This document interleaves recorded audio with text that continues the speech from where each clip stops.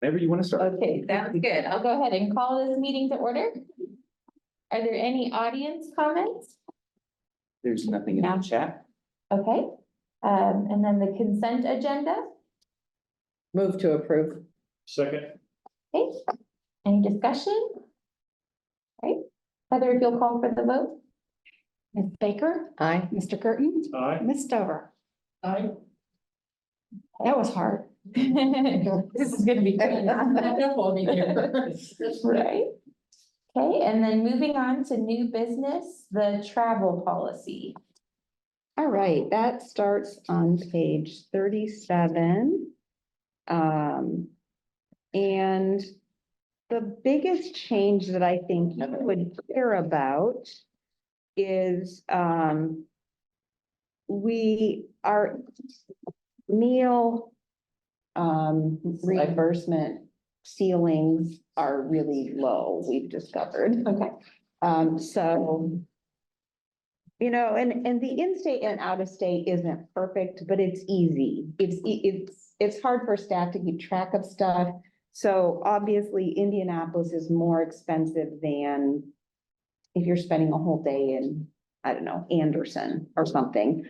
And cities out of state, obviously that's true too.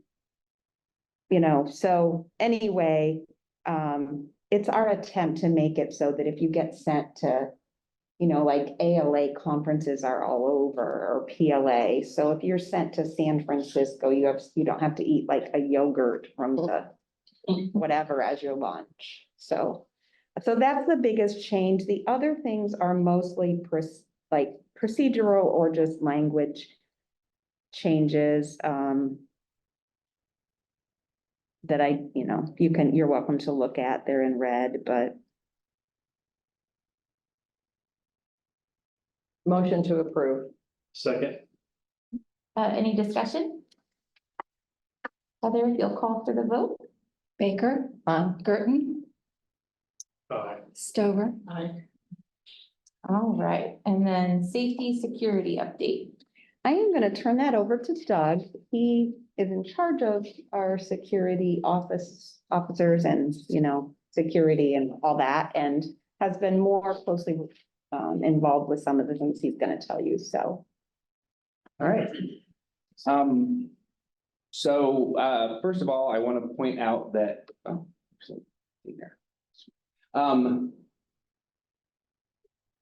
40% of Americans, the most in 3 decades, said they would be afraid to walk alone at night within a mile of their home. 46% of survey respondents said safety is the reason why they don't use Kokomo City parks. And despite a significant and measurable drop in violent crime, Americans feel less safe. Those are from the Gallup poll, the Kokomo Tribune, and NPR. And then last, I want to say staff have cited times and incidents in which they do not feel safe at work. So I want to point out that staff is expressing a concern. It's not an abnormality. I think that everybody across the nation is feeling a lot less safe than they were. And so we're trying to do some things to address that. I believe that part of the problem is that we have put more people on the no trespass list. Behaviors have kind of gone up. So like things that were not as threatening 10 years ago or would happen like as a one-off are more routine now. Patrons have become obsessed with certain employees and harass them both on library property and off. Stuff like that has happened. We also had an April Fool's joke about a bomb threat recently that was disturbing, and a firearm found unattended in the restroom. So.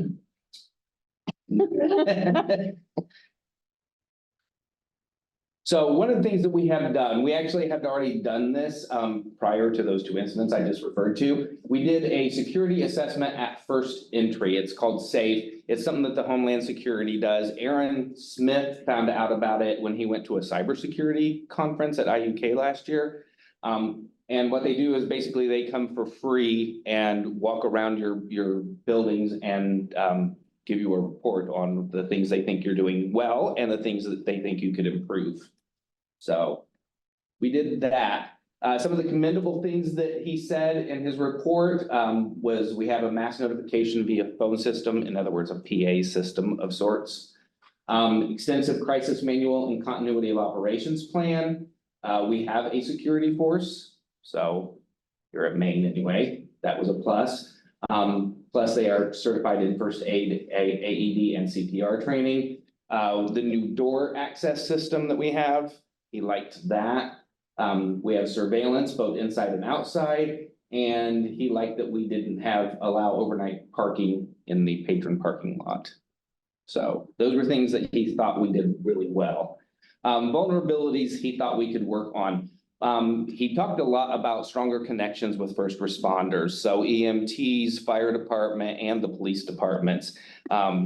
The problem is we've tried that before and they have not really been very responsive to us. So he talked about relationship. He also talked about setting up a once a year walkthrough where they could do a walkthrough. So Susan is trying to connect with at least the fire department and the police department to try and get that done. But that's not all up to us. Training, he did recommend a lot of more training than we do, and I will say that we've fallen short on training, so we're going to try and beef up our training. We're gonna do some tabletop training exercises. Susan is trying to get some active shooter training, because that is something else that they offer, this Homeland Security. And Christy is trying to incorporate some training into the staff development day. And one of the other things he mentioned that we actually could probably do sooner rather than later, the east doors, the parking lot doors, he recommended a barricade of some sort, either moving one of our stone benches or putting a planter so that somebody couldn't just drive through those doors, which technically they could right now. No IDS, that was what they called it. I don't know what it stands for. He didn't ever say, but basically we don't have anything on our windows and doors that would tell us if somebody broke into the buildings, specifically when we're not open. So we're looking into that to see how much that would cost and if that would be feasible. And we'll probably put that in as a 2025 budget item. Lack of camera in the east stairwell. So one of the things, we are adding some cameras. We did add a camera to the main stairwell, so we have that now. We're adding a camera to the children's department, and we will be adding a camera to the east stairwell. The problem with that is where to put it so that you get a good view instead of having to put 3 different cameras on each floor. And the other one, Susan is working on no panic buttons. He really suggested that we have a panic button system in the library. So we are looking into doing that, where we would have one on each floor and one at each branch. So South Branch, Rushville Branch. Bookmobiles, if it's possible. I'm not sure. We're trying to work with Brenico, who is our fire alarm system right now. We're not sure, since the bookmobiles would have to be wireless, if it's even possible, but we're trying to get something for the bookmobiles as well, and possibly the annex. Other safety pursuits that we are working on, PITS. Don't ask me what PITS stands for. I forget. It is basically just an incident reporting software. They're made by a company called Quipu, and they're made for libraries. They only work with libraries. So it's incident reporting software where certain personnel would be able to write incident reports. All staff will be able to view them. If it's an emergency situation, like a no trespass situation or some kind of a threat situation, we have the ability to email an alert to all staff so that everybody would get it who's on duty at the time, and then they would be able to access it and see what it is. We can edit them. They have pictures. They has a suspension list, what we call a no trespass list. So it lists all the people who are on that list. If they happen to come in and we're like, oh, I think that person's on this no trespass list, we can access it real easily, and it has their photo and everything on it if we have a photo of them. We're looking at expanding the door access system, maybe. Depends on how the budget looks for next year, whether we can do that or not. South and Rushville branch both wanted their own safe assessment, so they have scheduled one for July. So he will come back and go to specifically to those 2 branches and do an assessment of their facilities. And the annex, Tammy's trying to reach him. She's going to have one done at the annex as well. In addition to our first responders that we're trying to make connections with, one of the things he we're trying to do is make better connections with Mission and CAM, since some of our incidents do rotate around homeless people. And then we are continuing to do trainings with Ryan Dowd. So that's what we're trying to do to better our sense of security and safety, both real and perceived. So any questions? On your list about who can be here and who can't, are we talking about like 50 or are we talking about a couple hundred? I mean, that's on that list. How extensive is that list? I believe there's 11 right now. I 11? just looked at it and I think it said 11. One of them wants me to return a call and let them back in. I'm not planning to do that, but I do have Okay. yes. I didn't know there was a no trespass list. Pardon? I didn't know there was a no trespass list. Yeah, it involves the police, and so if they violate that, then they're trespassing. I'm being told by somebody in the IT office that an IDS is an intrusion detection system. That makes perfect sense. And if you have been reading my reports about meeting with community leaders, I did meet with the mission director who's been there a year and a half or something like that, as part of my meeting with people, and he was puzzled about why. And I kept saying, well, it's just really great to make sure we know each other, and if there's because I did know that Van Taylor, who retired, and had a good relationship with him, and so I have met with the current director, Kevin Smith, and then I already am on good terms with Janine Smith. Maybe I said, is he a Smith? Maybe I said his name wrong. Is it? Okay, they're both Smiths. Okay, Just a but different- unrelated, yeah. So like, for example, she and I talked on the phone about before the city council voted on the ordinance that was in front of them. So, so I feel like we're in better shape with that than some of the other things that we still have to work on. Yeah. All right, anything else? Okay, thank you for that update. TDS contract. All right, this is on just as information. It is not anywhere near the threshold of contracts that you need to approve. However, because our policy calls for getting 3 bids for something that it costs $50,000 or more, or 3 quotes. And we were not able to do that. I just wanted you to know what we're doing. And that we did sign a contract for replacing some equipment that we use at the library. And some software and some actual physical things are included in this. It's more than we had budgeted. We had sort of a placeholder amount budgeted for this year. And so the company did offer us the chance to pay for it partly this fiscal year and partly next fiscal year with no interest or additional fee. And the comparison sheet that you see on page 40 was prepared by Ben, who is in the audience over here. Ben led the committee that chose this company, and he created this comparison sheet for internal use when we were in the process of making a decision. And I included it for you. And then the contract is after that. So, and basically the reason that we did not have 3 actual bids involves the companies that were available to do this and what size or volume they're able to work with in terms of their equipment and systems that they sell. And so we started with a large number, like pretty much everything we could find in terms of companies, and then narrowed that to 3 companies that had the ability to handle our volume. One was the current company we have, which we very, very much want to leave because it hasn't worked well for us.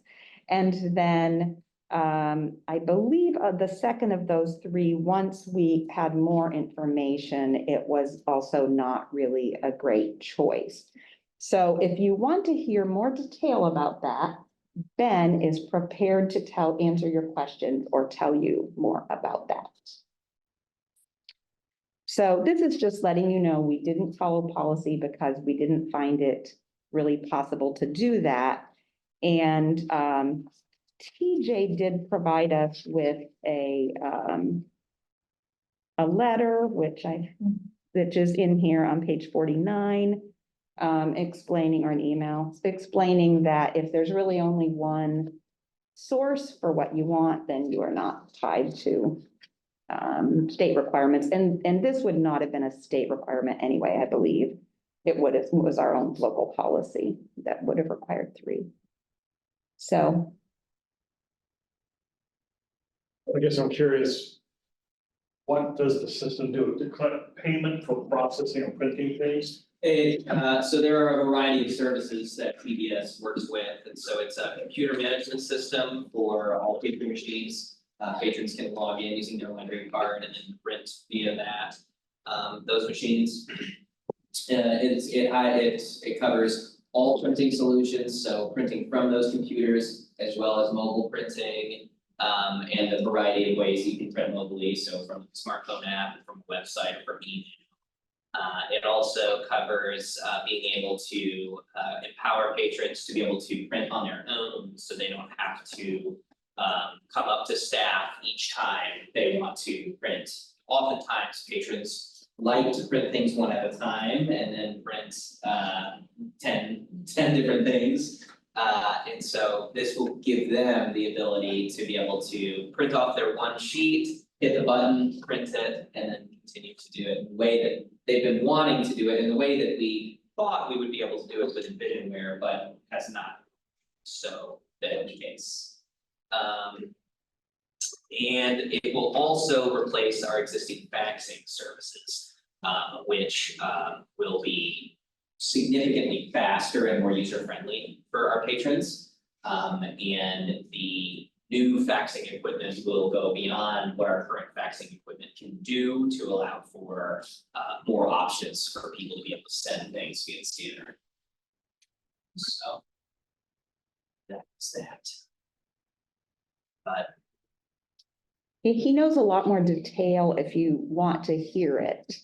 yeah, I'm happy to answer any questions. I've been working on this since June of last year. Our committee has been meeting monthly, and we've continued to meet throughout the process. And so it's been a long process, but because we bought equipment in the past from Envisionware that we were not as satisfied with. We really wanted to make sure that we did our due diligence to be able to make sure that this company is going to be the best possible thing for our patrons. Because that's what we want. I mean, we want excellent customer service. So anything that we can do to be able to ensure that is what we're hoping for. So it's almost $60,000 for equipment to print and to fax for patrons to print and fax? Is that, Fax and to be able to access our computers. oh, access to computers? Okay. Yes. Okay, And they'll be able to pay for it through the kiosks, right? Yes. So it also is a Be able to- has some money handling Yes. features that we don't have now. Yes. We always wish things cost less. oh, of course, I understand, I'm sure.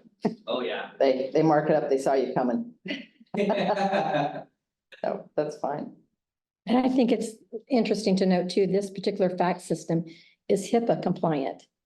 Oh, So I think that's for people that worry about that. I don't know exactly what all makes it HIPAA compliant, but it is HIPAA compliant. So if people have been concerned before about, I suppose maybe information that we could have access to or something like that. Right. No, that's great. The credit card services is also really interesting, allowing for patrons to be able to pay for things as, as cheap as possible. So if somebody wanted to print only one page and pay with a credit card, they could do that. Whereas our existing service, they have to at least spend $1, in accordance with the policy, so that we don't lose money. Sure, okay. So that's also a big. Were patrons just previously not able to print out medical things? I'm sure they fax medical things, but I'm guessing that our report system or like what the machine would print for us did not know that it was a medical number it was being sent to, and so would have let us see, like an image of it. That would be my guess. I was not involved in the meeting, but to me, that's the logical thing it would do, is be able to identify the number by some sort of category, would be my guess. Yeah, the sales representative said that basically he could contact the company and basically ask for what was sent to X number at X time from the library location, and they would be able to pull it up with the existing service. But with the typical compliancy with the new faxing equipment, it would block anything that would be like medical, something that requires some compliance.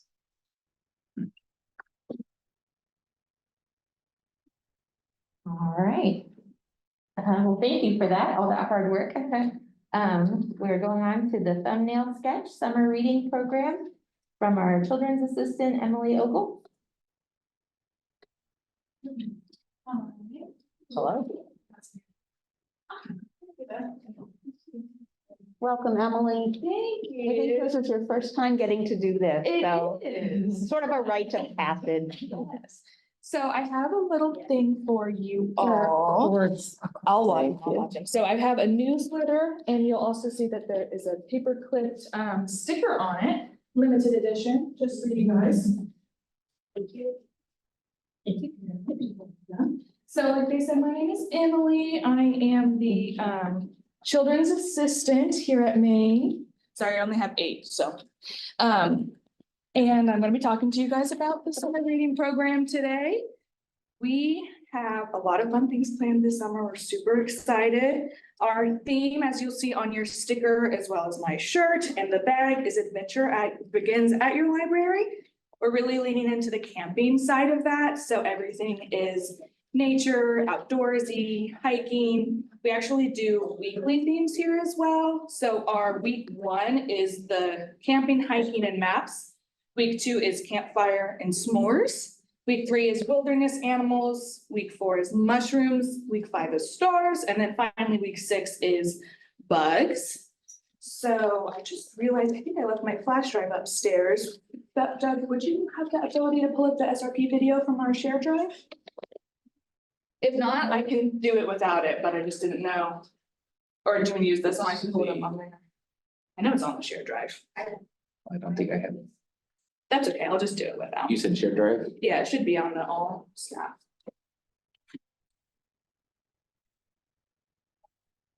Or maybe the team. I know Kaylee edited it in the digital den, so it might be in the digital den. Folder, okay.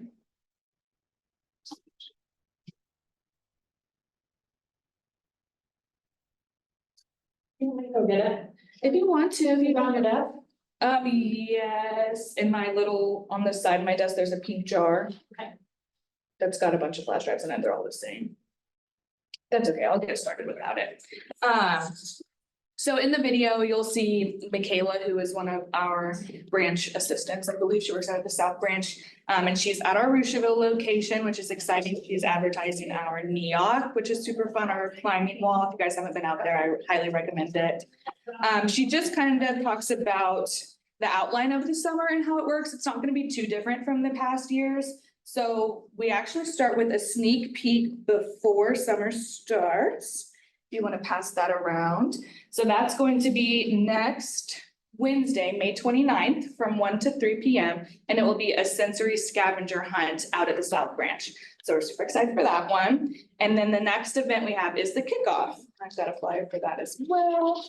It's the first one there at the top. That one will be the following Friday, June 7th, 11 a.m. to 7 p.m.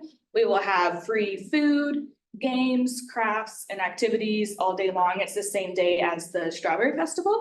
So if you're already downtown, you can just walk on over and come hang out. When you come to the library that day and sign up, you'll get one of these tote bags, which actually on the back side, it has the logo, the theme in Spanish. So, diversity, inclusion there. And if you sign up that day, you'll get the bag as well as books and your game board. Game board looks similar to the past couple of years.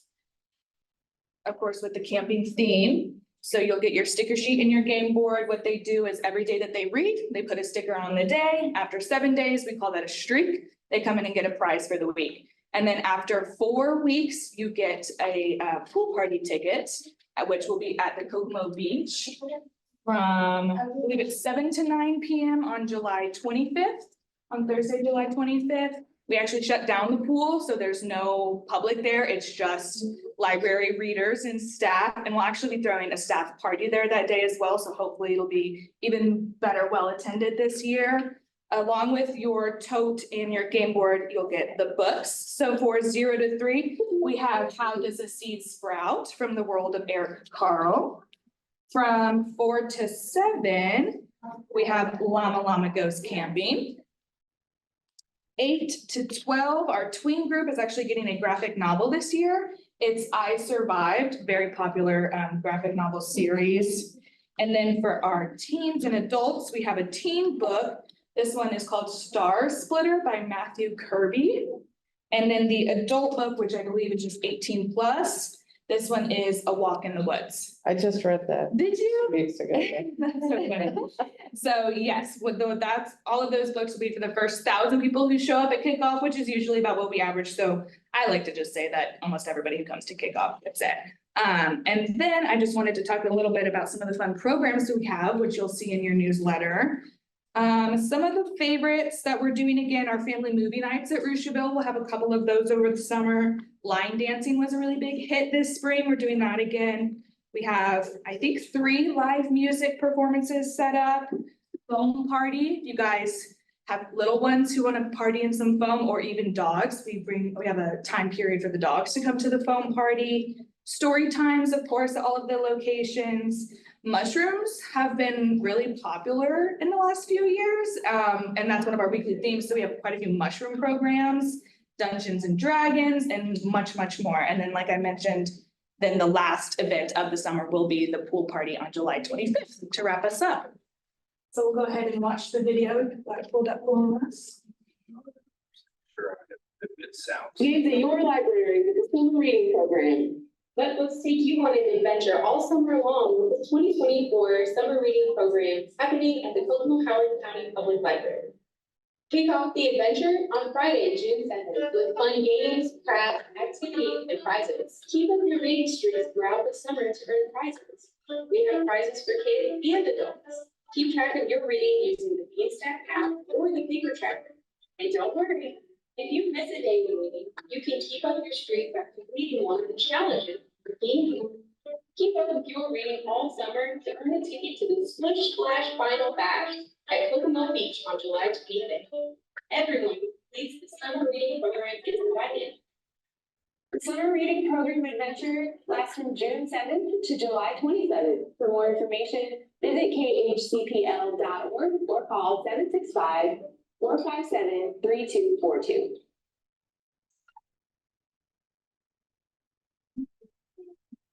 And then the last little fun fact I want to share with you is your sticker, as well as like our shirts, were actually designed in-house this year. We chose to go with our own design. So our graphics designer, Shakti, she did really amazing with it, as well as all of our graphics that you guys pass around. Yeah, we're just super excited. Does anybody have any questions? No? Okay. Awesome. All right. Thank you guys so much. And we hope to see you this summer. It is all ages. I think I said that, but it is all ages. Adults get different prizes and teens get different prizes than kids. So you guys get to come out as well. Audiobooks count. If you read to a little one in your life, that counts for both of you guys. So, all right. Thank you guys so much. Thank you. Emily. Thank you. I think we should laugh.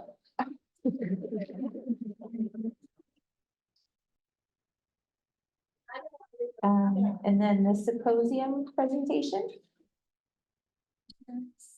That involves Tricia, so I'm Okay. guessing. I didn't know there were gonna be so many of us, so. Ben? Okay, so we probably don't want to be in front of the screen on. No, yeah, let's do it back here. Hello. Hi. How are you? Doing well. Welcome. Hello. Hi there. Hi, I'm doing well. You gotta You take. too. There.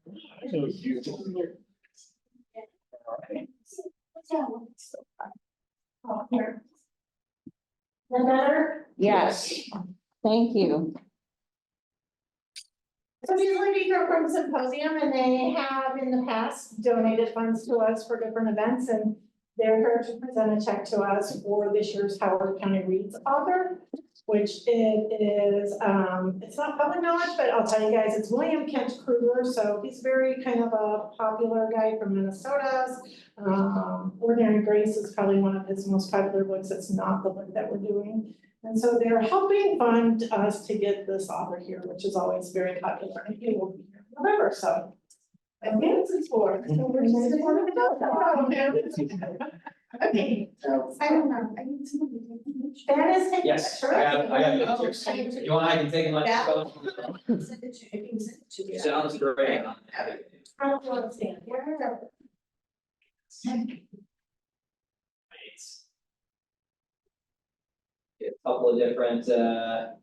Couple of different shots here. I'm not normally the person that takes the pictures, so I wanna make sure I do a good job. All right, perfect, All right, I will send you her contact. fabulous. I'll get it sent over.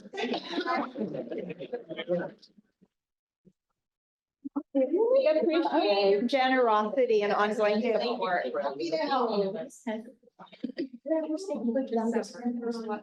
working on my dog. I'm on it.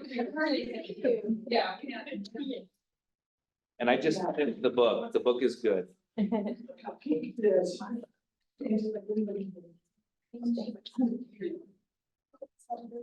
Right, and then other new business, For the one person watching. and that's where we, if we have questions, correct? If you have an agenda item. Oh, okay. Okay, and then director's comments? I just want to remind you, if you are signed up for the dinner honoring Joe Dunbar and Betsy Poshaw, that is this Thursday night. You should have the information you need. And I'm guessing when you get there, you would just check in as part of our table if you're going, and I got your email. So just a reminder, and that's my only comment. Okay, then we are adjourned. All right.